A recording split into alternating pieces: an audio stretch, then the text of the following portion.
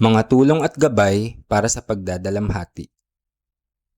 Ang pagkawala ng mahal sa buhay ay isa sa pinakamahirap na hamon ng buhay. Bilang caregiver, madalas nating inuuna ang iba hanggang sa makalimutan na nating may bitbit din tayong pait. Normal ang makaramdam ng galit, lungkot o panghihinayang.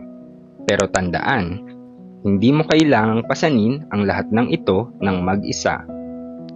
May iba't ibang paraan upang makatanggap ng suporta sa pagdadalamhati. Pakikipag-usap sa mga healthcare provider, pagdalo sa counseling o therapy, pagsali sa mga support group, at spiritual na gabay tulad ng pakikipag-usap sa taong pinagkakatiwalaan sa pananampalataya. Ang mga ito ay makakatulong upang mas maintindihan at unti-unting matanggap ang pinagdadaanan. Tandaan, ang paghingi ng tulong ay hindi kahinaan. Ito ay bahagi ng paghilom.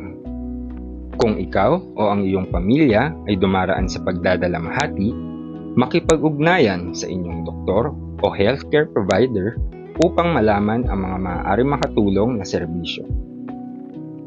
Hindi ka nag-iisa.